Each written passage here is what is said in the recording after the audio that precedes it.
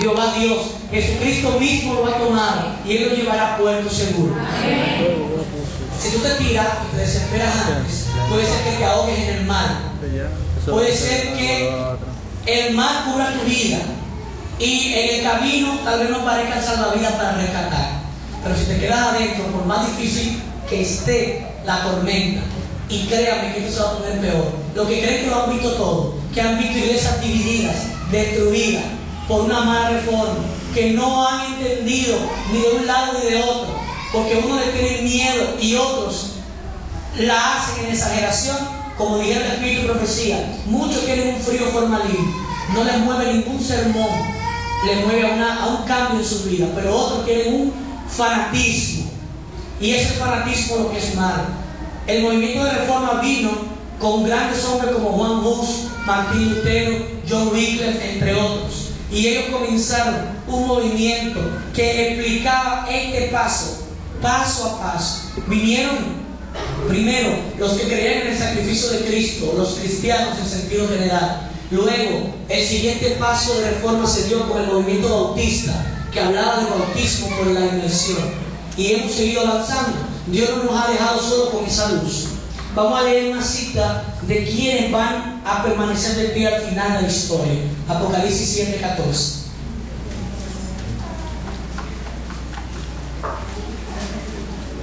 ¿Quién tiene Apocalipsis 7:14?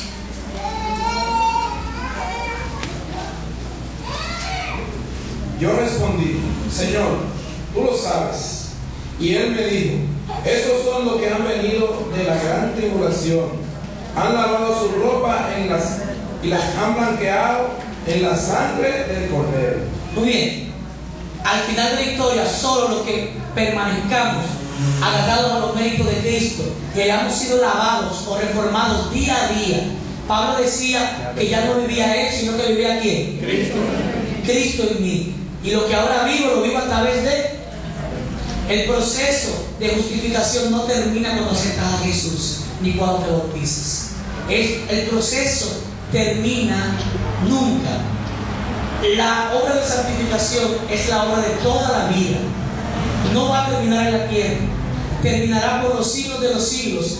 No tendrá un fin. Ayer decíamos que vamos a tener que llegar a un último escalón de santidad que es permitido en nuestra espera. Ahora bien, ¿dónde estaba Jesús antes de que se diera esto? Juan 1, 1 al 3. Quien lo tiene, por favor, me puede ayudar. Juan 1, del 1 al 3. Adelante, hermano.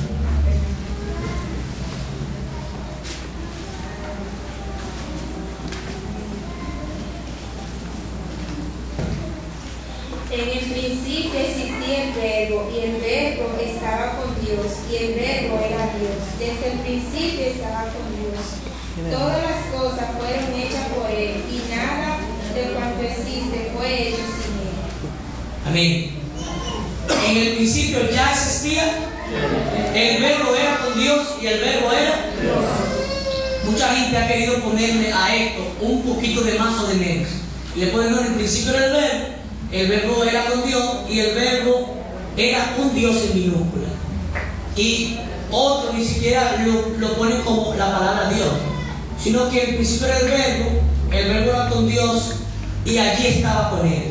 Otros han dicho Satanás pensó quitarle mérito a Jesucristo. El problema de toda religión falsa no es con Dios el Padre. Muchos ni siquiera atacan el Espíritu Santo. El problema más grande lo tienen con el Hijo. Satanás en el cielo comenzó a ver al Hijo, y el Hijo estaba a la diestra del trono de Dios. Y Satanás veía, déjeme decir un secreto, Jesucristo no fue humilde cuando vino a la tierra. Jesucristo por las edades sin fin ha sido humilde. Él se liga con la creación que en ese momento estuviera visitando. Lo pueden ver cuando Abraham lo que vio fueron 3 ángeles, entre los cuales estaba ¿quién? ¿Cómo sabemos que Jesús era uno de los 3 ángeles? Abraham se encontró ante ellos. En Apocalipsis 19:10 dice que todos los ángeles, cuando usted se les hinca de rodillas, se les posta, le dicen: levántate, que yo soy un siervo igual que tú, adora a Dios. Pero cuando Abraham se postró para adorarlo, los ángeles no le dijeron que se pararan, porque entre ellos había uno que podía ser adorado sin pecado, sin cometer pecado. Ese era Jesucristo. El ángel que luchó con Jacob era el mismo Dios. Dios ha asumido formas a través de los años. La última forma la asumió en San Juan 1:14. El Verbo se hizo y habitó entre nosotros. Y vimos su gloria. ¿Gloria cómo? Satanás no entendía cómo es que un ser con tanta gloria podía ser Dios. De hecho, Satanás era el querubín grande, protector. ¿Qué significaba esto? Aquí, en el arca sagrada del pacto, estos dos ángeles que ustedes ven en representación eran dos ángeles reales que habían en el cielo. Uno de ellos era Luzbel y el otro es Gabriel. Lo que alumbra en el medio, anoche en los videos se pudo ver más claro, aquí ustedes pueden ver lo que es, pero en los videos se veía solo una luz. Lo que alumbra en el medio es la santa manifestación de Dios. Cuando Dios está en reunión, entiéndase Dios como Dios el Padre, Hijo y Espíritu Santo. La palabra Dios es una palabra, en hebreo significa Elohim, termina en N. Todo lo que termina en N en hebreo es plural. Un ejemplo de esto, antes de pasar a explicar, vamos al libro de Génesis,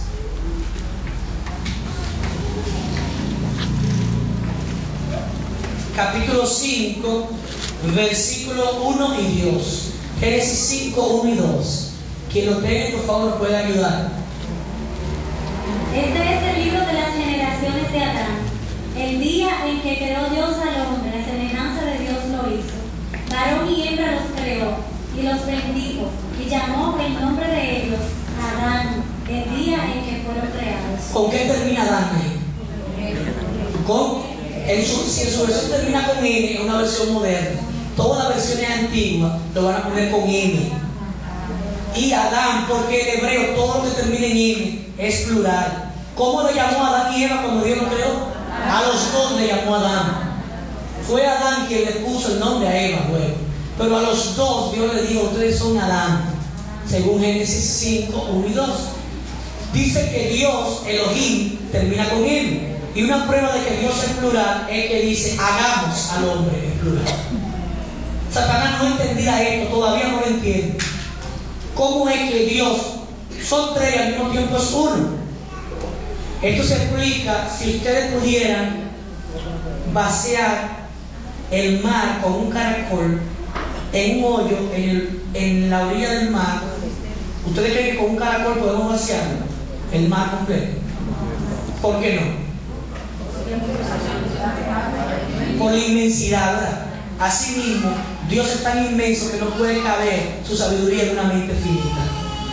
Es muy inmenso para que quepa en nosotros. Ni siquiera seres celestiales han podido entender. Satanás quiso, él estaba aquí cubriendo la gloria de Dios, porque era protector. ¿Qué es lo que protegía? La gloria.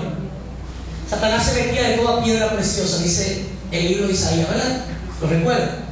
Luzbel se cubría de toda piedra preciosa. ¿Han visto ustedes un reloj cuando se va la luz? ¿Qué pasa con un reloj que tiene piedrecitas preciosas? Se queda brillando. O Satanás salía de ahí, Luzbel, ante el trono celestial, parecía que él era el que tenía la gloria, porque todas las piedras preciosas brillaban por la gloria que él protegía. Tú, querubín grande protector. Los ángeles se dividen en tres: los ángeles normales de 2 alas, los querubines de 4 alas, los serafines de 6 alas. Satanás, a pesar de que era un querubín, ¿estaba en qué posición de ángel? En la segunda. Sin embargo, él no era un querubín cualquiera, él era querubín grande. ¿Por qué grande? Porque a pesar de que por rango no le correspondía estar aquí, él estaba cubriendo la gloria de Dios. Querubín grande, protector, y con toda piedra preciosa te cubría. Cuando él salía, lo que veía era la gloria de Dios. Pero Jesús, cuando venía a reunirse con el Padre, él veía que Jesús no tenía ningún problema, tenía derecho de picaporte, él entraba y salía cuando él quería, pero él quería entrar ahí y no podía, porque Dios habita en una luz inaccesible. Solamente Dios puede entrar a ese concilio, el concilio de paz. Cuando Jesucristo venía y entraba, él le llamaba la atención que como que parecía un angelito cualquiera, entraba Porque Jesús ni siquiera se puso como un ángel de 6 alas. A todo el que se le apareció como un ángel sencillo, con 2 alitas. Y a veces era tan sencillo que parecía un hombre común y corriente. Ni siquiera ángel parecía. Jesús siempre estaba unido. Dice que Filipenses 2, que siendo Dios no estimó eso como cosa a que aferrarse. Nunca se ha aferrado a eso Dios. Por eso cuando Satanás pecó en el cielo, el Padre tuvo que presentar al Hijo y decirle: este es mi Hijo amado en quien yo tengo contentamiento. En el principio era el Verbo. Este que ustedes están viendo aquí, Él existido desde el principio. Él estaba conmigo y Él y yo son la misma cosa. Amén. Él y yo somos lo mismo, somos Dios.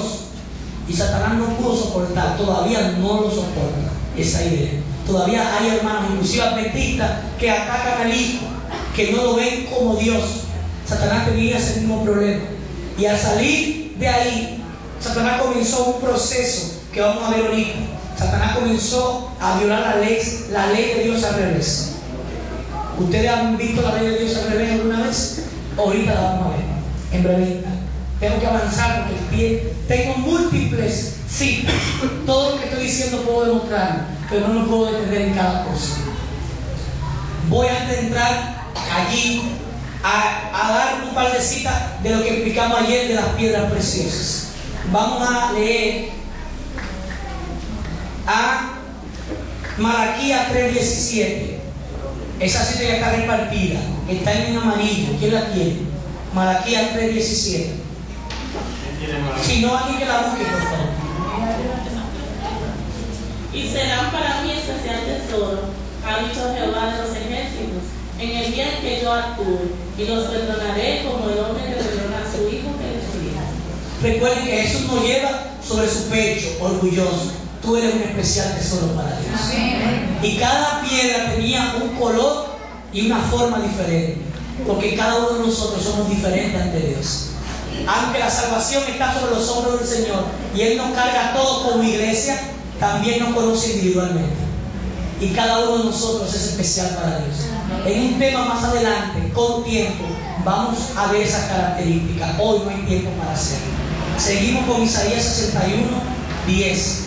Isaías 61:10. El hermano se va acercando al micrófono. Alguien que vaya buscando Éxodo 19:5 para no perder tiempo. En gran manera me gozaré en el Señor, me alegraré en mi Dios, porque me vistió de vestido de salvación, me rodeó de un manto de justicia, como a novio me cambió, como a novia adornada de sus bodas. Jesucristo nos rodeó con un manto de justicia. Yo me impactó de niño una imagen adventista, y es que en la puerta del cielo son 2 tablas grandes de los 10 mandamientos, y que cuando el pecador iba a entrar, ante la magnitud de la ley, bajaba la cabeza y como que se quería devolver. Y es Jesucristo que toma un manto y se lo pone arriba blanco y le pone la mano arriba, y lo que se deja ver de la mano son las heridas de los clavos de Cristo en las manos. Eso te dice que tú puedes entrar. La puerta de los cielos abierta está. Puedes entrar, nadie te lo impedirá. Puedes entrar porque en los cielos hay una gran perla que tiene tu nombre y una puerta abierta diciéndote: puedes entrar. Amén. El Señor Jesucristo está allí esperándote con una corona y un manto de gloria. La agrupación Buenas Nuevas dice que cada alma que se salva, dice que en el cielo hay que agregar un pedazo a la mesa de Dios, agregar una corona más, un vestido más, un alma más a de salvar. Pon otro lugar en la mesa, una gran mesa que hay. Añade otro beso al coro, pues daremos bienvenida con canción.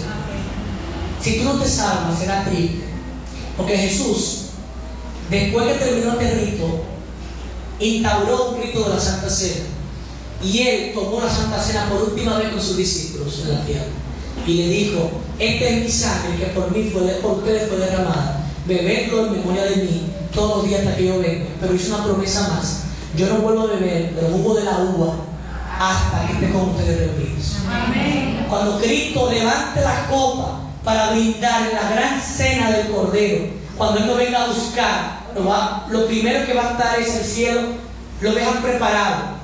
El viaje a la tierra, igual que su regreso, dura 7 días. La Biblia dice que en el cielo hubo silencio por cuánto. No, dice por media hora. Casi media hora. Es importante el caso, ¿por qué? Una hora en profecía son 15 días. Una hora en profecía son 15 días. Y media hora, ¿cuántos son? 7 y medio. Como no es media hora, sino casi media hora, son 7 días. Y es por eso que el viaje al cielo dura 7 días. El cielo entero se vacía para venir a buscar a nosotros. Y en esa gran cena del Cordero, cuando estemos reunidos y el Señor alce la copa, estará la silla con tu nombre. Si tú no estás en el cielo, ¿cómo tú crees que se va a sentir Dios al ver la silla tuya vacía? Dios quiere que esa silla no se quede vacía, que nadie arrebate tu corona. Lucha por ello. Pablo decía que no venga yo siendo heraldo a otros, yo mismo venga a ser reprobado.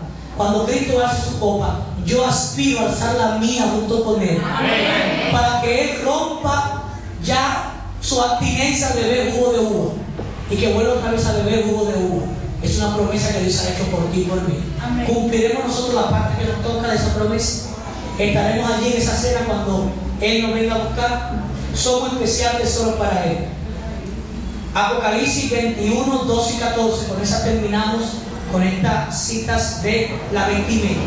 Recuerden que todo explicamos ayer ya. Vamos a entrar a materia nueva ahora.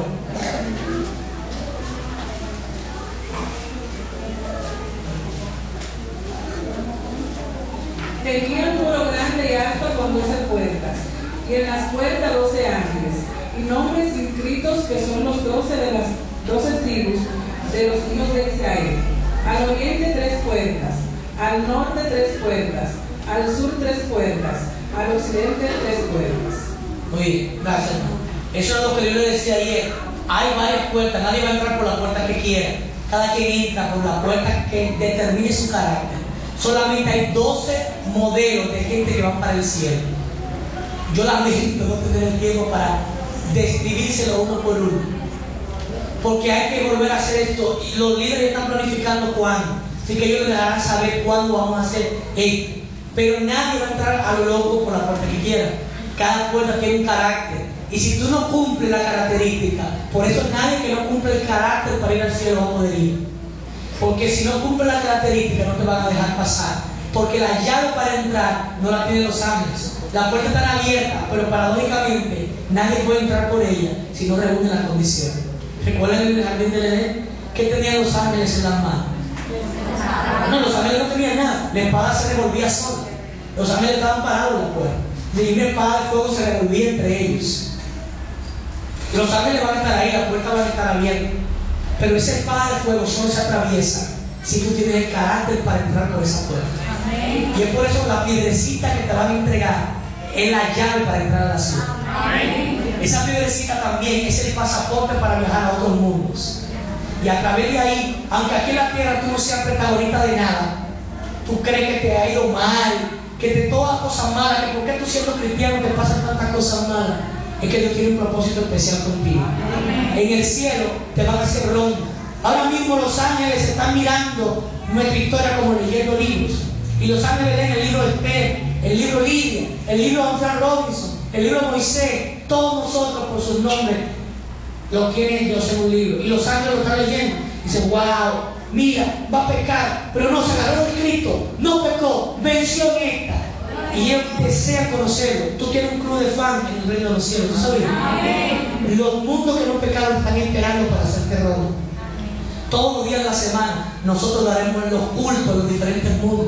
Y de repente hay que dar un culto en el planeta de los 7 arcos iris, qué sé yo, no sé si eso existe, pero estoy inventando. Y en vez de mandar de Dios y personalmente o mandar un ángel, dice, no, ese problema lo resuelve Ureña, mándenme Ureña para allá.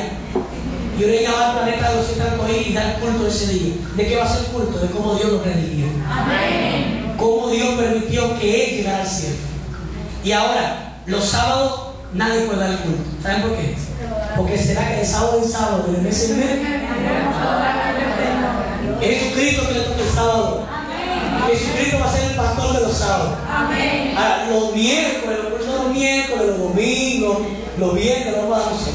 Amén. Pero para eso hay que salvarse. Amén. Vamos les digo solamente como referencia para que investiguen más profundo estas cosas. Léanse en sus casas el libro de Éxodo, del capítulo 25 al 40. Ahí le explica todo esto en la antigüedad.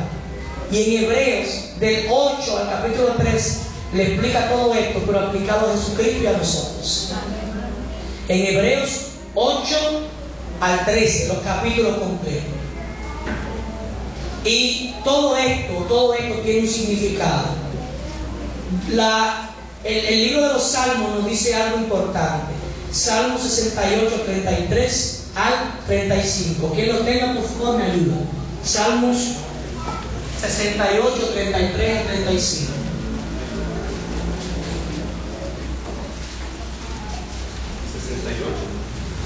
33 al 35.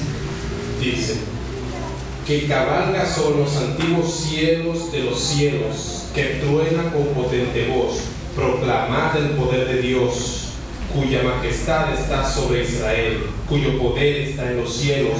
Pavoroso es Dios desde su santuario, el Dios de Israel, da fuerza y vigor a su pueblo. Alabado sea Dios. Amén. Por eso es que es importante ver esto, porque Dios se conoce, según Salmo 68, 24, los caminos de Dios se conocen en el santuario. El ángel de White dice en el capítulo 25 de Conflicto de los Siglos, comenzando el capítulo, dice que el santuario es lo que ilumina nuestra historia como adventistas, pasada, presente y en la futura. Y dice en el libro Cristo en su santuario, la página exacta no la recuerdo, que toda la doctrina adventista descansa sobre esto, sobre el santuario. Es por eso importante entender el santuario. Apocalipsis 7, 14 y 15. Yo respondí: Señor, tú lo sabes. Y él me dijo: estos son los que han vencido, han venido de la gran tribulación y han lavado sus ropas en la sangre del Cordero. Por esto están en el trono de Dios y van a servirle día y noche en su santuario. Esto va a existir por la eternidad. Y el que está sentado en el trono extenderá su trono sobre ellos, su pabellón sobre ellos, su tabernáculo sobre ellos. Dice entonces Salmo 63, 2, que he visto en el santuario el poder y la gloria de Dios. Y Salmo 73, 17, hasta que entré en el santuario de Dios, entonces entendí el final de los impíos. ¿Se ha preguntado usted por qué los impíos progresan más que los hijos de Dios? Esto se lo explica.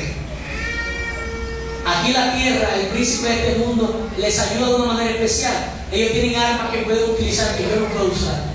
Cuando a mí se me pide ir el sábado al trabajo, aunque me den $1 millón por ese solo sábado, ¿ustedes creen que yo voy a ir? ¿Por qué yo no voy? Porque la ley me dice en el 4 mandamientos que no vaya. Ahora, el impío, ¿ustedes creen que le da alguna... ¿El impío le da alguna importancia a esto? No. El impío va. Pero si ustedes quieren saber el final de la historia, ¿cómo que está el tema? Dice: hasta que entré en el santuario de Dios, entonces entendí el destino final de ellos, de los impíos. Salmo 73, 17. Vamos entonces a entender. Vamos a entrar arriba al lugar santo. Esta soga que ustedes ven que se me hace incómodo el pasar. Ahorita voy a explicar por qué el sacerdote se amarraba una soga en el pie. ¿Por qué? ¿Alguien que por favor me ayude con el micrófono hasta que entre aquí?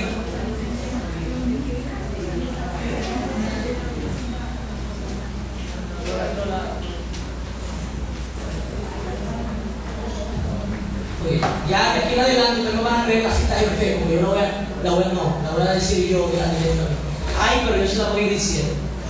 Esta mesa, esta es la mesa de los panes de la proposición. ¿Qué era lo que se proponía aquí? Ahí, esto se hacía todos los días. El altar del holocausto. Mañana y tarde se sacrificaba un cordero. Pero había un día especial, el 14 de Nisan, que quedaba entre marzo y abril. No caía una fecha exacta. Eso dependía de la primera luna nueva del año. Dependía del 14 de Nisan. Contaban 21 días después de la primera luna nueva del año. Y ahí era el 14 de Nisan. Con eso se contaba. A las 3 de la tarde exactamente, no podían pasarse. Había un cordero que se sacrificaba por todo el pueblo. Y Cristo pasaba a aquel otro departamento. o sea, el sacerdote, al lugar santísimo. ¿Saben a qué hora murió Cristo? A las 3 de la tarde. ¿Saben qué día murió Cristo? El 14 de Nisan. Murió a la hora exacta del sacrificio de la tarde, a las 3 de la tarde. Y se quedó descansando en la tumba. Ahora bien, esta mesa, el lavacro se hacía una vez que hacía el sacrificio, se lavaban en el lavacro, para eso se hacía. Ya explicamos estos dos. Ahora la mesa de los panes tenía 12 panes, 12 tortas como estas, pero se parecían a estas. Esta, gracias a María, o no sé cómo se llamaba el producto, la tenemos, pero había 12 de ellas, así como ustedes la ven, redondas, que se sostenían sobre 2 platos, 6 de un lado y 6 del otro. El sacerdote, eso tenía que cambiarlo todos los sábados. Hay una torta por cada una de las tribus de Israel. Y esa torta, esta yo no lo voy a hacer igual porque no están cocidas. Pero esas tortas que estaban precocidas, calentadas al fuego sin levadura, eran comidas por el sacerdote. El sacerdote la quería, no podía llevársela a su casa ni botarla. Tenía que comerla. Y por eso era que había los vasos también. Ustedes saben que hay que, cuando uno come cosas con harina, hay que bajarlo. Entonces el sacerdote tenía los vasos sagrados para consumir y tenía también sus cubiertos en oro, los cuales utilizaba, oro y bronce. Eran todos los instrumentos del santuario. Y con esto el sacerdote simbolizaba una verdad importante. Los 12 panes constituían una perpetua ofrenda de parte de las 12 tribus, en señal de gratitud a Dios por las bendiciones recibidas de su mano durante todos los días. En un sentido más elevado, este pan señala algo especial. Jesucristo dijo: yo soy el pan de la vida. Si el pan había cambiado todos los sábados y Jesucristo es el pan de vida, ¿cómo podemos cambiar al Señor cada sábado? Les explico, es un asunto espiritual. El pan también representa la palabra de Cristo, la palabra de Dios. Son nuevas cada mañana. Pero hay una cosa que dice el hermano Guay, que es un secreto, le voy a dar un truco de cómo yo he aprendido tanto Biblia. Bueno, fui una vez a la escuela de teología, pero ya sabía lo que sabía antes de entrar. No logré terminar la teología por razones ajenas a nuestra voluntad. El sacerdote tenía el pan. El pan se cambiaba todos los sábados. La palabra de Dios es nueva todos los días. Pero dice el hermano Guay, por visión profética, que los sábados se derrama una bendición especial para entender la palabra que te ha mortificado toda la semana y que tú no has entendido. Que si tú lo estudias en sábado como oración, hay una doble porción de bendición para entender la palabra de Dios. Y es por eso que la palabra de Dios se cambia los sábados. ¿En qué sentido? Lo que tú no entiendes en la semana, Dios te ayuda a entenderlo en sábado. La visión de Apocalipsis, ¿por qué usted no lo entiende? Porque no la lee en sábado. ¿Cuándo recibió Juan la visión de Apocalipsis? Y yo fui en el día de qué? ¿Y cuál es el día del Señor? Juan recibió la visión de Apocalipsis en sábado. La Elena G. White recibió esta visión 2 horas de un sábado. Bueno, iba a decir algo, pero de eso no tengo todavía el indicio total de lo que le iba a decir, así que lo borré. El Señor quiere darle una bendición especial los sábados. En el jardín del Edén, los ángeles iban todos los días de la semana a explicarle la naturaleza a Adán y Eva, pero los sábados venía Cristo directamente. Cuando la voz de Dios se paseó en el jardín del Edén, ellos no estaban preparados para venir, para escuchar la voz de Dios. Ese fue sábado cuando la voz de Dios se paseó en el jardín. Cristo vino a encontrarse con ellos y ellos no estaban preparados. Cuando tú vienes los sábados a la iglesia, depende de cómo has sido tu adoración todos los días. El sábado, Adán y Eva no pudieron encontrarse con Dios porque durante la semana desobedecieron a Dios. Por eso le había dado tiempo para cocerse hojas de higuera. Fíjense todo lo que pasó. Eso no se pasó en un solo día, eso pasaron varias horas en eso. Adán y Eva pecó en lo que la voz de Dios llegó. Cuando Cristo viene el sábado a cambiar el pan espiritual de tu vida, ¿cómo encuentras tu vida? ¿Estás lista para cambiar la palabra de Dios? ¿Estás tú comiendo la palabra de Dios? El verbo se hizo y habitó entre nosotros. ¿Saben ustedes que cada vez que un versículo bíblico se aplica, el verbo se vuelve a convertir en carne? ¿Qué es lo que la gente va a ver? Dice, y verán, dice Santiago, nuestras buenas obras. ¿Y glorificarán a quién? A nuestro Padre que está en los cielos. ¿A través de qué? De nuestras buenas obras. No somos salvos por obra, pero los que somos salvos, obramos para Dios. Amén. Así que cuando comemos el pan, o sea la Biblia, y lo encarnamos en nuestra vida, el verbo se vuelve a hacer carne y habita entre nosotros. Amén. Y podemos ver la gloria de Dios en nosotros. Amén. ¿Están viendo nuestro vecino la gloria de Dios en nosotros? Cuando la vecina nos tira basura al frente de la casa, le tiramos funda, la recogemos nosotros mismos, o le echamos un boche, le decimos 2 o 3 malas palabras para que aprenda a decir. Cuando el padre de familia llega del trabajo a la casa, ¿qué cree la familia del padre de familia? Ya llegó el ogro, ya llegó, y le ponen un epíteto cualquier animal que esté en la boca de la persona. ¿Quién fue que llegó a la casa? ¿La representación de Dios hecha carne? ¿O llegó el dragón echando fuego? Jesús dice que tenemos que llegar a parecernos a qué animal se representa a Cristo, ¿no? Al Cordero de Dios. Y Satanás al dragón. ¿Con qué carácter entramos a nuestros hogares? Cuando venimos a la casa, ¿venimos con el carácter del dragón o con el carácter del Cordero? ¿Cuál carácter estamos trayendo a nuestros hogares?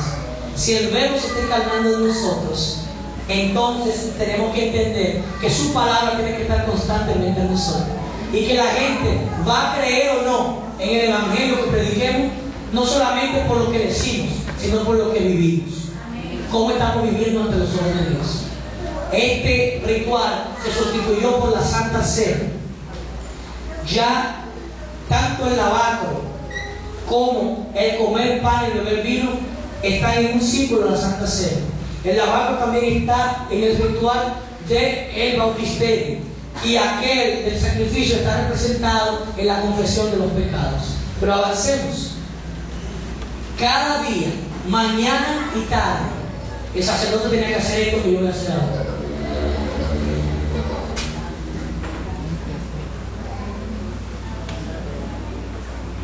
Él encendía cada una de las velas. Y esas velas tienen una representación importante. En Apocalipsis, cada iglesia, o sea, cada periodo de Dios en la historia, es representado por una vela encendida. Y Dios se mueve en medio de las velas del candelabro. Falta una. Esto se hacía mañana y tarde. A veces una vela se apagaba, pero las otras quedaban encendidas. Por eso el sacerdote tenía que estar constantemente encendiendo las velas. ¿Qué representa el candelabro? En cierto sentido, el candelabro representa al pueblo de Dios como la luz moral del mundo y como la parte espiritual al mundo. Vamos a leer algunas citas. Mateo 5, 14 al 16. Yo iba a decir que iba a leer más, pero no tengo Biblia aquí, así que ayúdenme con esa, por favor. Alguien de queda adelante para que tengamos que jugar. Mateo 5, 14 al 16. Y Filipenses 2:15. Vosotros sois la luz del mundo. Una ciudad asentada sobre un monte no se puede esconder, ni se enciende una luz y se pone debajo de un almud, sino sobre el candelero y alumbra a todos los que están en casa. Este candelero fue traído originalmente de Jerusalén. Esto es una réplica. Nadie sabe cómo era el candelero en la realidad, la medida exacta. Por eso es que lo hacen de diferentes tamaños. Y esto realmente tiene una velita más pequeña, estilo la que ponemos en la cena romántica, esa redondita que ponemos en las mesas, los centros de la mesa. Pero hemos querido traerla así porque no cabía nada en la copita de almendra que tenemos aquí debajo. Esta vela está encendida y representa a la iglesia desde los días de Cristo hasta el final.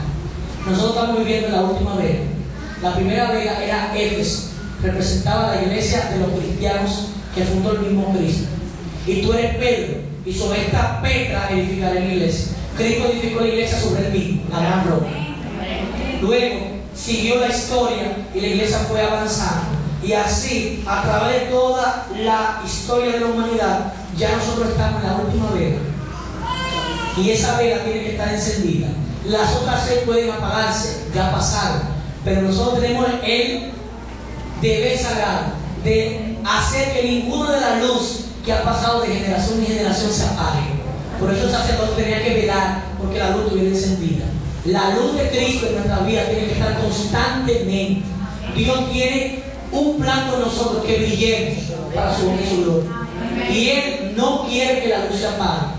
Enciende una luz, dice una canción, déjala brillar. La luz de Jesús que brille en todo lugar. No la puedes esconder, no la puedes negar. Ante tanta oscuridad por alto el mundo, enciende una luz. ¿Cómo está tu luz? Mañana y tarde se encendía.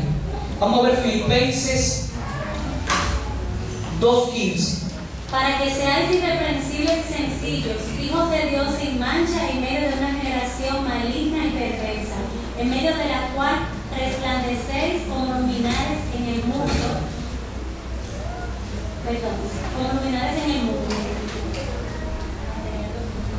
Continúa. Sí. Asidos de la palabra de vida, para que en el día de Cristo yo pueda gloriarme de que no he corrido en vano, ni en vano he trabajado. ¿Quién es en última instancia Cristo Jesús? Digo, yo soy. Y Santiago 1:17, eso lo leo yo, dice que Dios es el Padre de las luces. Si es el Padre de las luces y Jesús es la luz del mundo, cuando yo brillo, no brillo por mí mismo. Isaías 66 dice, levántate y resplandece. Cuando tú brilles a otro, es porque ha nacido sobre ti la gloria de Jehová. Y la gloria de Dios ha nacido sobre ti. Levántate y resplandece, enciende una luz. Si nosotros no hacemos culto en la mañana y en la noche, ¿saben cómo está la vela de nosotros? Apagada. Esto se hacía en la mañana y en la tardecita, al caer la noche. Los hogares, sacerdotes de los hogares.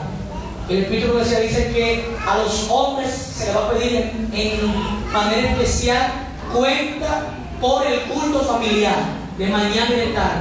Y dice que a las mujeres se les va a tomar cuenta por la educación de los hijos, que deben de guiarlos hasta Dios. Estamos cumpliendo los sacerdotes y las sacerdotisas con la función que Dios nos ha entregado. ¿A dónde están yendo nuestros hijos? ¿A qué escuela o colegio? ¿Hay principios cristianos en ellos?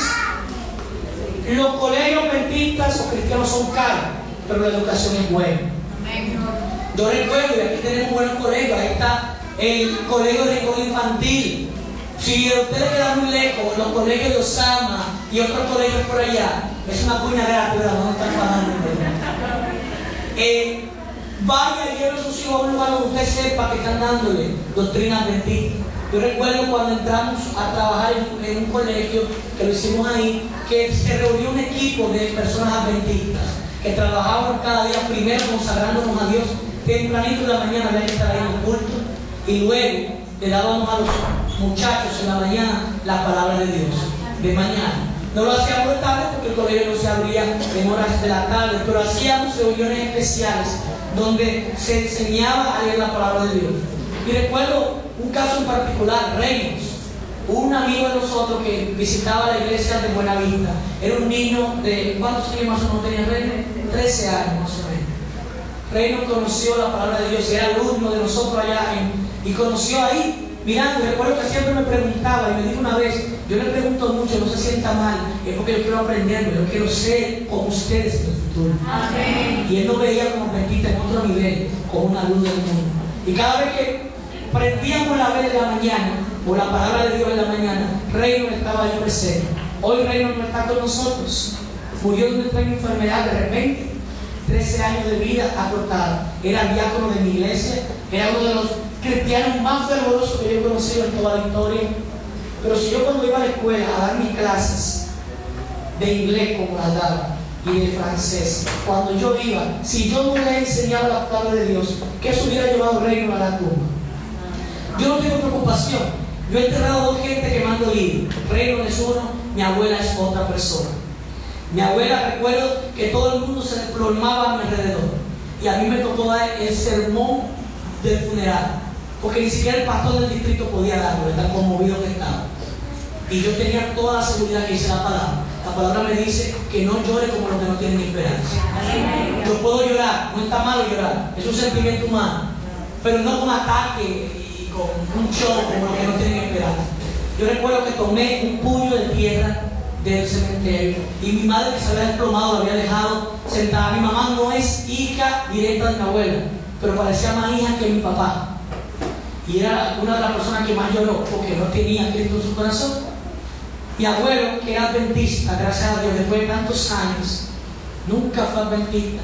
Siempre predicábamos, encendíamos en la mañana el altar antes de irse a trabajar al mercado.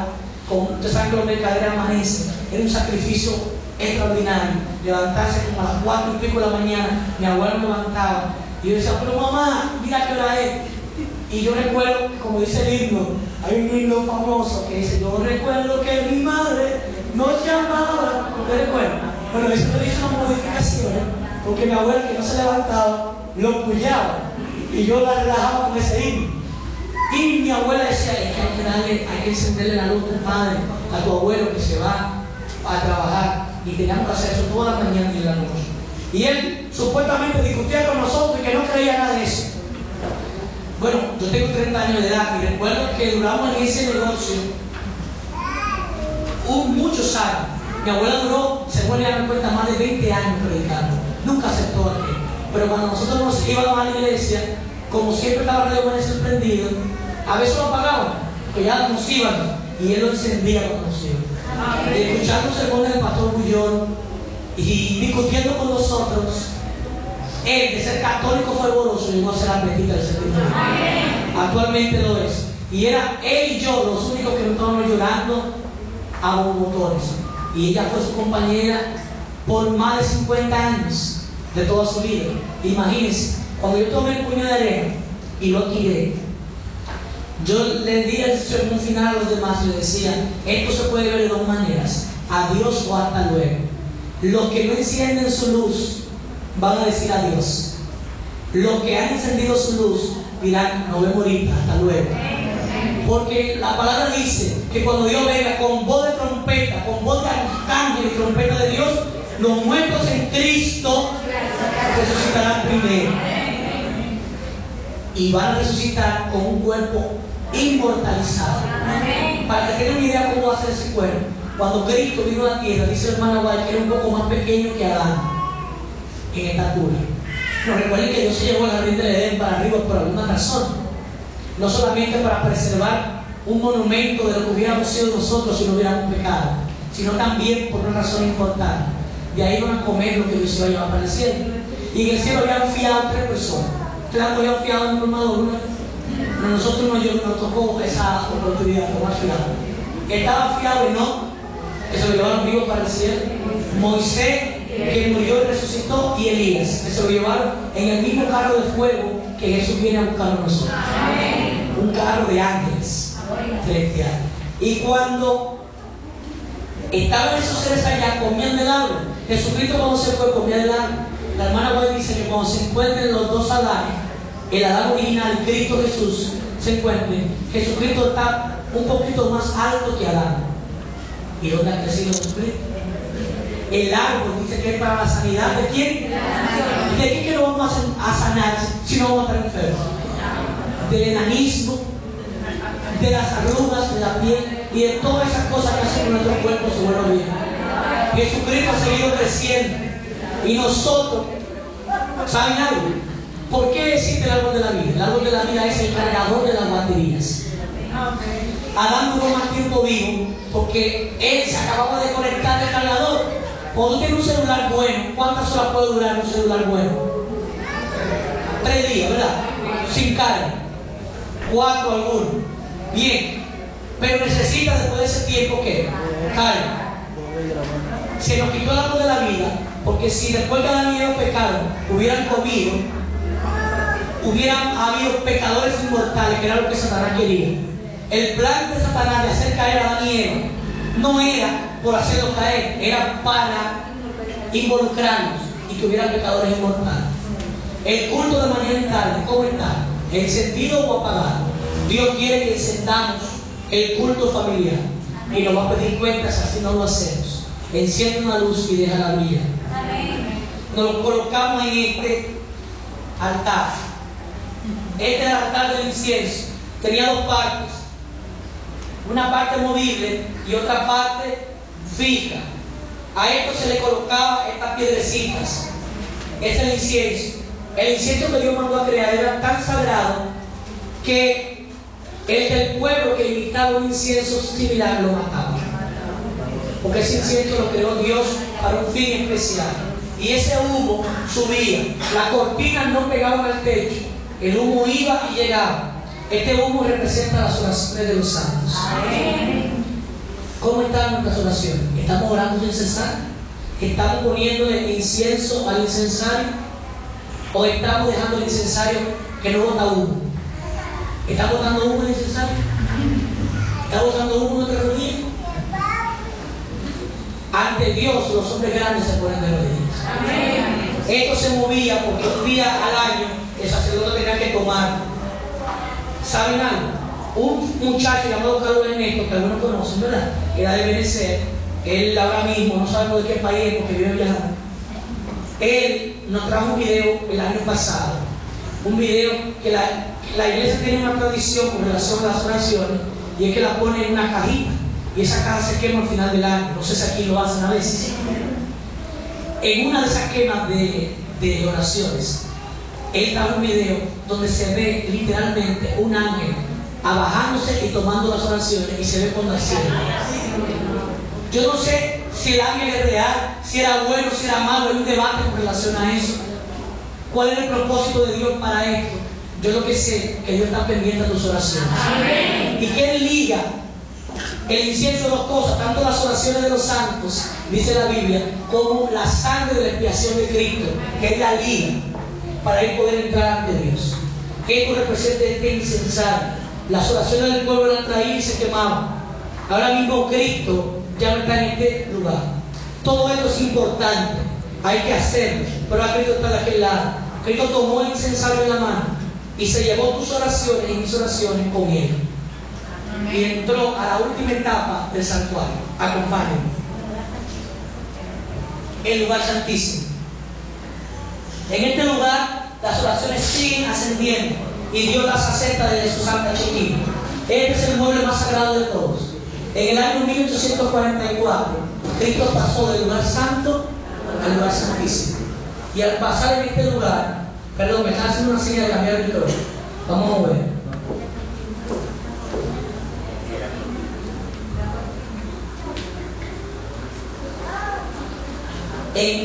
Ok, perfecto. Vamos a subir el incensario aquí, no nos vaya a quemar el escenario.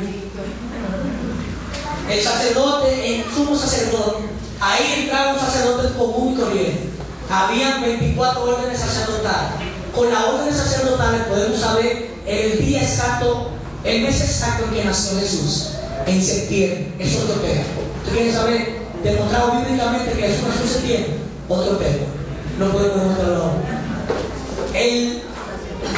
Se amarraban en esta soguita. Esta soguita, ustedes ven que tiene una campanita conmigo, ¿verdad? Esa campanita tenía que estar sonando mientras el sacerdote se movía aquí adentro. Si dejaba de sonar, significa que el sacerdote estaba en pecado y había muerto.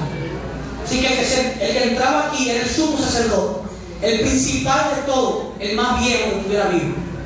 Aarón fue el primero de ellos. Pero ustedes saben que Aarón pecó en un momento. Y Aarón, antes de morir, que Dios lo llamó a morir, Dios tuvo que decirle: llévatelo ante el pueblo, sube una montaña y quítale la vestidura delante de todo el mundo. Y le quitaron la vestidura y se la pusieron a sus hijos. A los dos que quedaron vivos, porque no de ellos, nadar ya vivo, agarraron un fuego que Dios no había autorizado y borrachos entraron a la iglesia a servir a Dios. Entraron en pecado a servir a Dios y quedaron muertos. Ese día se puso de manifiesto para que era esta soguita. Esta soguita era para que el que caía muerto lo jalaba, porque nadie podía entrar si se moría. Esta es la máxima representación de Dios aquí. en esta capa que se llama propiciatorio. Pero más importante que eso es lo que estaba dentro del arca. ¿Qué había dentro del arca? 3 elementos. Había el primer elemento. Esto que ustedes ven aquí es representación de la vara de Aarón. Esta está seca, ¿verdad? Hubieron una persona llamada Coré, Tatán y Mirán, que comenzaron una rebelión entre el pueblo y dijeron: ¿por qué Dios da hablar a ustedes? Dios también puede hablar también de nosotros. Y quisieron usurpar la dirección que Dios había ordenado. Oh, hermano, aunque tú no estés de acuerdo con cómo Dios está dirigiendo la iglesia a través de los hombres imperfectos, no te levantes en contra de ellos. Amén. Dios ve tu iglesia como la niña de sus ojos. Amén. Esa es la razón por la que yo estoy aquí todavía. A mí me han acusado de todo y no importa lo que me digan, yo sé en quién he creído, yo conozco los principios y mi misión es seguir enseñando. Pero Dios tiene un pueblo que Él dirige. Dios le dijo: traigan una vara a todos los que crean que pueden dirigir, una vara seca, y entra en el arca. Esa vara se entró en el arca, y cuando se entró en el arca, al otro día solo la de Aarón salió reverdecida. Y la vara de Aarón que reverdeció significaba la dirección de Dios, pero también significa el toque de la inmortalidad que Dios nos dará. Amén. Solo Dios le puede dar vida a algo que está seco. Amén. Mi abuela ahorita se va a convertir en polvo, por eso le tiró un puño de arena en representación de Él. Pero cuando ella resucite, va a resucitar reverdecida en el Señor. Ella sufría de una joroba y ella va a resucitar perfectamente derecha. Amén. Porque ella sufre un accidente. Dios quiere darte vida eterna. Amén. El cargador de batería nos lo van a devolver en el árbol de la vida. Amén. Para que nos carguemos constantemente. Por eso hay que venir de sábado en sábado y de mes en mes. Y ese árbol va a dar un fruto diferente cada mes. 12 frutos durante los meses, al año. Pero al año que viene no se repiten los frutos. Si en enero que estuvo avanzando, el año que viene en enero, usted va a tener 12 frutas diferentes en ese año. ¿Cuántas frutas hay? Yo no las conozco todas. En el cielo conoceremos la inmensidad de Dios. Cuando Adán fue creado, él podía ver el átomo en el rayo del sol y en una gota de agua. Y podía ver el mundo más lejano con sus ojos. Sus ojos le servían de telescopios y de microscopios. Nosotros podemos ver el átomo de nuevo en el rayo del sol. Y podemos estudiar la naturaleza. No necesitaremos libros, porque cuando nos acerquemos, como Adán y Eva, recuerden que Adán y Eva estaban vestidos de un manto de luz. Dice el linaje de Jehová que cuando ese manto de luz hacía que cuando se acercaran a algo, eso se abría como un libro y ellos podían leerlo. Dios nos va a devolver el manto de luz para que podamos leer. La vida Él nos la va a devolver. La vida real y eterna en Cristo Jesús. Pero hay que seguir la dirección del pueblo de Dios. ¿A quién tú estás siguiendo? Yo no sigo a hombres, yo sigo al Dios que dice que este es el último pueblo. Y Dios dice que aunque sean imperfectos, con este pueblo va a terminar la obra. La vara de Aarón. ¿La has entendido? Coré, Tatán y Abiram no lo entendieron. Se abrió la tierra y se los tragó. Todo aquel que no entienda que este es el pueblo y lo ataque, al final se está metiendo con lo más sagrado de Dios y Dios va a responder por su pueblo. La vara de Aarón. El siguiente elemento es una urna de oro. En la urna de oro contenía una cosa especial, el maná. Se parecía a hojuelas de maíz con sabor a miel. Por eso yo le dije que iba a comer maná el día de hoy. Ese maná era simplemente una especie de conflé, solo que su aspecto no era igual. Se parecía a una semilla de blanco, como un arroz, ¿verdad? Blanco, pero tenía un sabor, dice, diferente todos los días. El pueblo de Dios lo recogía durante 6 días. El sábado no caía. Cuando se cambiaron los panes, el sábado. El sábado esto no caía. Porque ese día se supone que estaba todo el mundo congregado ante Dios. El sábado el maná cesaba. El viernes había que recogerlo doble. Por eso los aprendidos tenemos que cocinar doble los viernes. Antes de que el sol caiga. Recuerden ayer que yo les dije, los ángeles llevan el informe cuando. Antes de que el sol salga al otro día. Si antes de que el sol caiga yo tengo que todas las cosas arregladas, cuando el sol salga al otro día, el informe va a estar negativo y tiene que llegar en positivo. El sábado, el viernes, hay que preparar doble porción para concentrarnos totalmente en la adoración a Dios durante el sábado. Amén. El maná también representa una verdad que a muchos nos gusta, pero tenemos que aprender. Dios nos dio en el año 1853. Todavía el pueblo de Dios, los pastores subían al pueblo y fumaban tabaco, comían carne de puerco. Entonces se les pagaba con un puerquito. Se les pagaba un pastor al un puerquito, una caterva de tabaco y una cuanta moneda para comprar el alimento. Y Dios dijo, el pueblo de Dios se me está enfermando. Y le mandó a este pueblo en el 1853 el mensaje de la reforma por salud. Amén. No es opcional.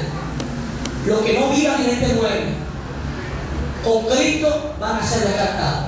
Todo lo que a Cristo le pasa tenemos que pasar a nosotros. Cristo murió, tenemos que morir al yo.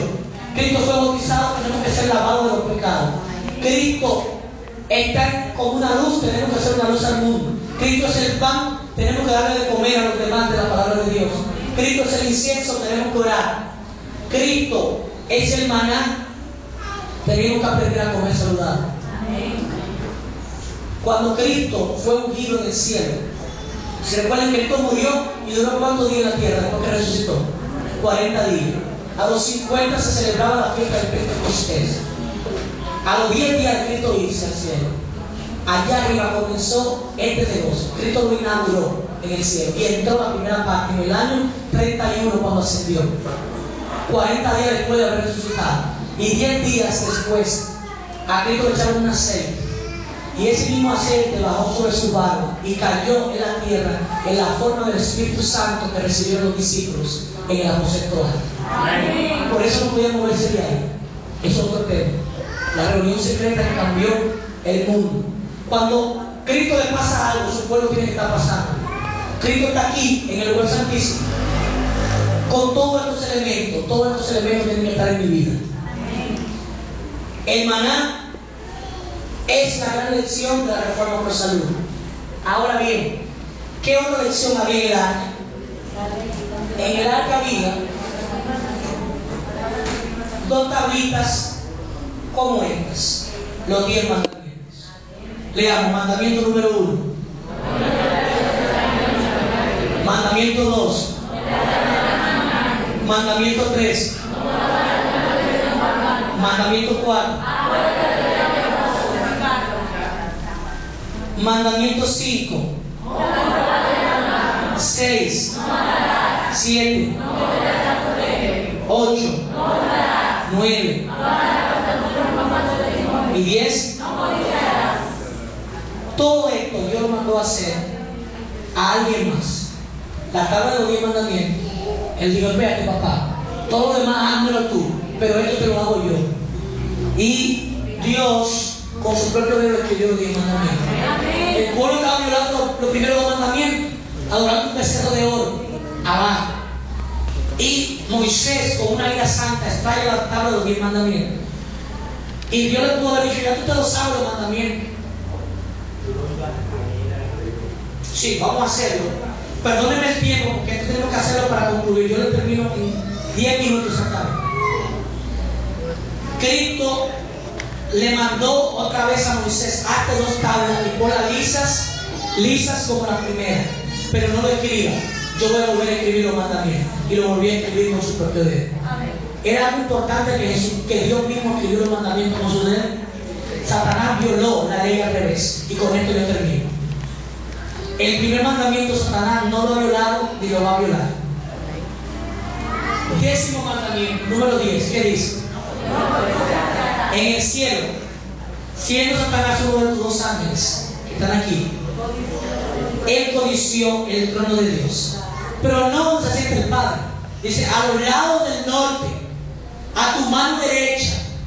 ¿Quién es que se sienta a la diestra o a la derecha del trono de Dios? Satanás no quería el trono de Dios del Padre, ni del Hijo. Él quería el del Hijo. Porque él veía a Jesucristo como inferior a él. Él era que brillaba, Jesucristo es parecido a un angelito cualquiera. Satanás codició, fue lo primero, el trono de Dios. Violó ese mandamiento y siguió con él el siguiente mandamiento. El número 9, ¿qué dice? Satanás comenzó una campaña en el cielo. y comenzó a hablar contra Dios de que esta ley no se podía guardar, que de hecho no era necesaria para ellos, porque el que no adulterará, un ángel adultera. Los ángeles ni tenemos sexo, no robará. ¿Quién es que lo va a robar? Todo el mundo aquí tiene lo que quiere. Entonces Satanás comenzó a engañar y comenzó a hacer política en el cielo. Hizo una política en el cielo de engaño y habló contra el Señor falso testimonio y cometió un pecado que es el que sigue. El otro, de abajo para arriba, el 8. ¿Qué se robó Satanás? La tercera parte de los ángeles del cielo. De cada 3 ángeles, de todo nivel, serafines, querubines y ángeles, Satanás se llevó uno. Hay más ángeles. ¿Saben cuántos ángeles más o menos malos hay aquí? Bueno, por lo menos caben a cada ser humano de la siguiente manera. Jesucristo una vez sacó a un hombre que tenía ¿cuánto? Legiones. ¿Saben cuánto era una legión romana? 1000 soldados. Por lo menos, él tenía legiones en plural. Por lo menos, ¿cuántos demonios tenía? La Biblia dice que cuando tú eres cristiano, nada más tienes un solo demonio antes de bautizar. Pero si tú tomas el bautismo como una cosa cualquiera y te bautizas y te sales de nuevo al mundo, el demonio que vivía en tu vida regresa con 7 más. ¿Cuántos tiene ahora? 8. El que tú tenías más 7 que le invitó, 8. Pero si cada uno de ellos invita 7 cada vez que tú te sales de la iglesia, cada vez que tú coges de relajo los bautisterios y te bautizas y te sales, tú aumentas 7 demonios de lo que tú tengas en el momento. O sea que si tú fuiste con 8 y estás bautizado por tercera vez, ahora tú tienes 8 por 7, multiplica. Y hay demonios para más o menos 2000.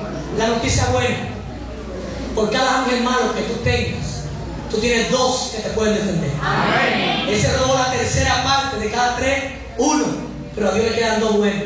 Y si Dios tiene que vaciar el cielo entero para que no peques, Él lo va a hacer. Amén. Santidad a Dios. Amén. Eso es lo que Él quiere de tu vida. Amén. Eso es lo que Él quiere de tu vida. Así que no le tengan miedo. Cuando Jesús dijo yo soy, ¿saben qué dice eso a toda la gente? Que habían cientos de ángeles, como los samuráis, con la espada sacada a medio filo. Damos para que el Señor diera una orden que pestañara y le iban a mochar la cabeza porque estaba ahí. Cuando Él dijo yo soy, fueron los ángeles que hicieron que se cayeran todos los que estaban ahí. Elías le dijo a su siervo Giesi, Elías o Eliseo, Eliseo, le dijo a Giesi, Señor, abre los ojos para que entiendan que los que están con nosotros son más que los que están en contra de nosotros. Hay más ángeles buenos a tu favor que demonios. Si un demonio viene a comentarte, tengo un amigo que los demonios van y quieren hacerle perder el sueño, pero él puede ver tanto los demonios como los ángeles de Dios. Y él sabe que los ángeles de Dios son más que los demonios. Satanás se robó no solamente los ángeles, se robó un mundo de la creación de Dios, la tierra, y engañó a Adán y Eva. Y el siguiente mandamiento dice, el número 7, ¿qué adulteró Satanás? La ley de Dios. Primero, le quitó los primeros 2 mandamientos, pero al mismo tiempo también quitó el cuarto y puso santificar la fiesta, que puede ser cualquier fiesta.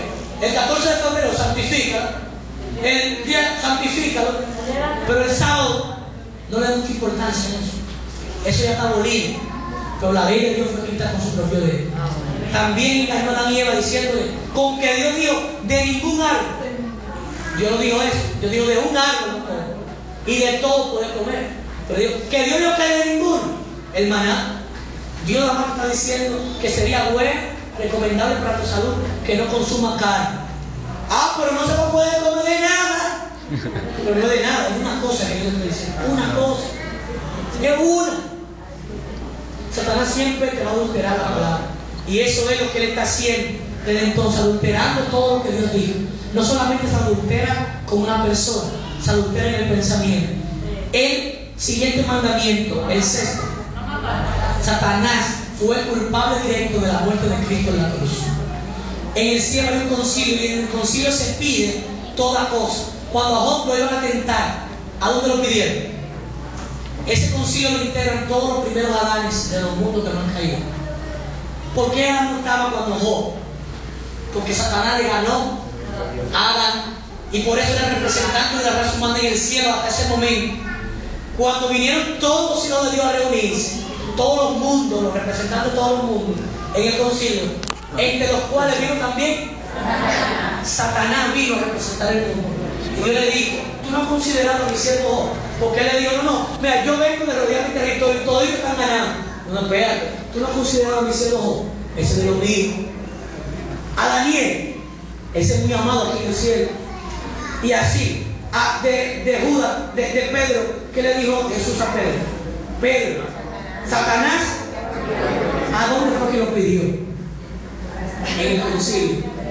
El cielo no se mueve solamente por lo que Dios decide, se mueve por lo que el universo, que tiene voluntad propia, decida. Amén. Dios es democrático. Amén. Él no es autoritario. Y el concilio que decide si a ti te pueden tentar o no.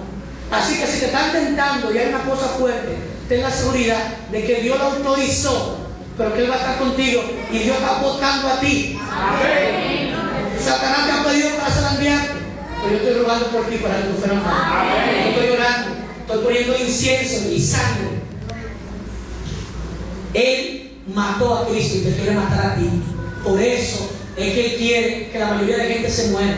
Los que han visto una película famosa de terror llamada Saw, o El Juego del Miedo, ¿cuál es el mensaje principal de esa película? Que la gente aprenda a valorar la vida. Pero el hombre principal, el protagonista, hace que la gente se mutile en ellos mismos para que aprendan a valorar la vida. Eso es lo que quiere Satanás. Satanás tiene una filosofía rara de la vida.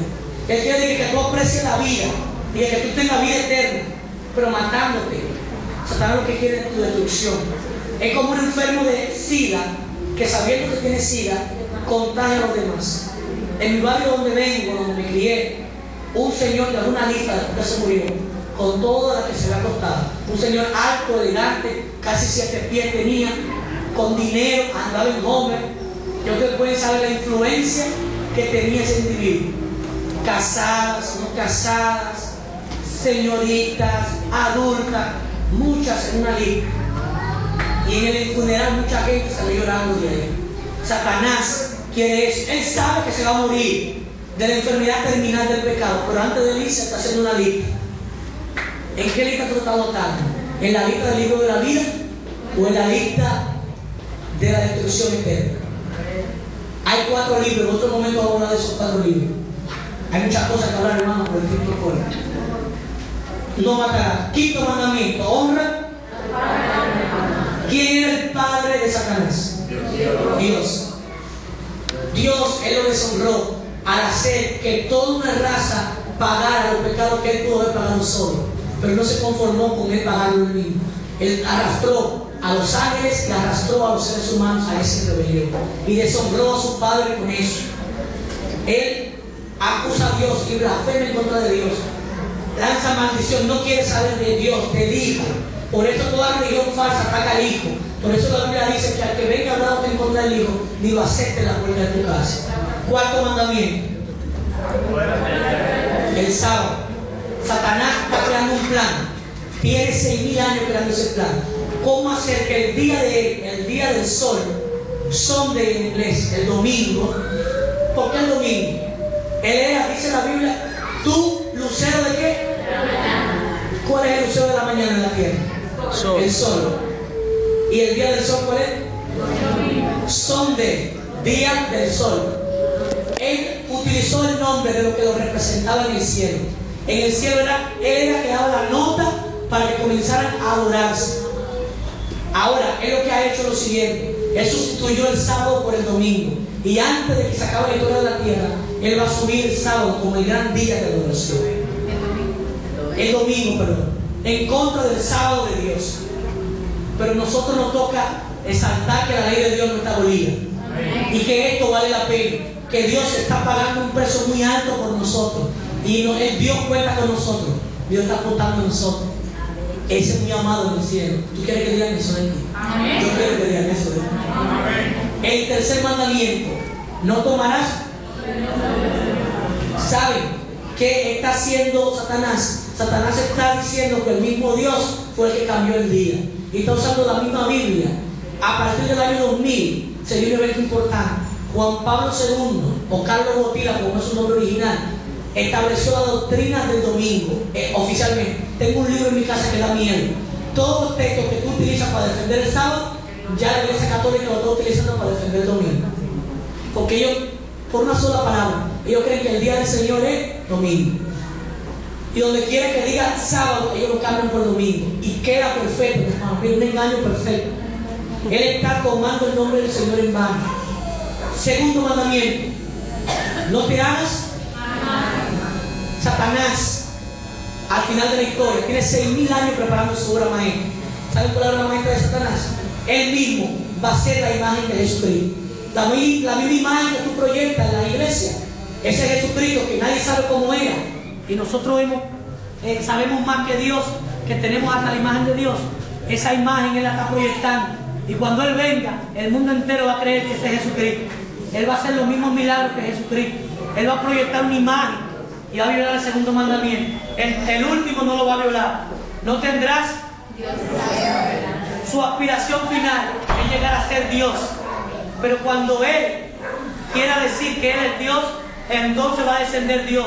Y cuando Él venga en gloria, en la nube de los cielos, habrán dos grupos: los que estaban con Él y adoran el domingo y dirán a las peñas y a las piedras, escóndenos de la presencia de aquel, y los que estén con Jesucristo, que dirán junto con Isaías: he aquí nuestro Dios, a quien hemos esperado, y Él nos salvará. Ya conocemos el santuario. Cristo viene desde el año 1844 con esto en sus manos. Pronto esto será dejado caer. No lo puedo dejar caer ahora porque el carbón se puede regar. Pero en el cielo literalmente va a caer y se va a regar todo el carbón y la ceniza. Y el cielo entero se llena de humo. Y entonces hay una gran voz que dice: hecho es. Se va a promulgar los 10 mandamientos de nuevo ante el mundo. Se juntan los de la tierra con los del cielo, el original con lo real. Y entonces el mundo entero conocerá que teníamos la razón. Cuando eso suceda, Cristo viene a la tierra. Hecho es significa: esta obra ha concluido. La mitra se pondrá a un lado, la ropa sacerdotal será quitada y Cristo se viste con otra ropa. Rey de reyes y Señor de señores. Y todo el que dijo que Él era Rey de reyes y Señor de señores y se burló de eso, va a tener que verlo cuando venga en gloria. Amén. ¿Cómo tú quieres verle la cara a Dios? ¿Como el gran Dios de amor o como fuego consumidor? La hermana White vio esta palabra y con esto concluye. A ver si no me quedo amarrado aquí. Así concluye la serie del conflicto de los siglos. Esperemos que para ti también concluya de la misma manera. Y así concluye el santuario. Después de 1000 años de vivir con el Señor, comprobando por qué se perdieron lo que se perdieron, para que el nombre de Dios quede justificado en el cielo. El gran conflicto ha terminado. Ya no hay más pecados ni pecadores. Todo el universo de Dios está purificado. La misma pulsación de armonía y gozo late en toda la creación. De aquel que todo lo creó, manan luz, vida y contentamiento en toda la extensión del espacio infinito de Dios. Desde el átomo más imperceptible hasta el mundo más vasto, todas las cosas, animadas e inanimadas, declaran en su belleza sin mácula y en júbilo perfecto que Dios es amor. Amén. Pongámonos sobre nuestros pies y cantemos el himno número 2 del himnario. ¿Alguien que me preste un himnario, por favor?